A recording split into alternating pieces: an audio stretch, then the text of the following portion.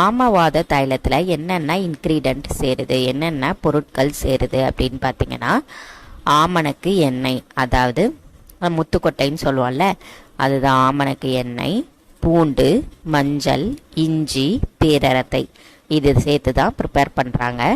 இந்த பேர்லே இருக்குது ஆமவாதம், அதனால் இது வந்து ஆமவாதத்துக்கு தான் மெயினாக யூஸ் பண்ணுறது. ஆமவாதம் அப்படின்னா சித்த மருத்துவத்தில் என்ன சொல்லுவாங்க அப்படின்னா, முட்டி வந்து ரொம்ப அப்படியே வீக்கமாக இருக்கும், ரெட்னஸாக இருக்கும், அந்த டிஷ்யூஸ் எல்லாம் அப்படியே சிவப்பு கலரில் இருக்கும். சில பேருக்கு முட்டி வீக்கமாகவும் இருக்கும், சில பேருக்கு சிகப்பு கலர் இல்லாமல் காலை வந்து அசைக்க முடியாது. இப்படி அசைக்கும் போது வலி வந்து ஓவராக இருக்கும், அதுதான் ஆமவாதம் அப்படின்னு சொல்லுவாங்க.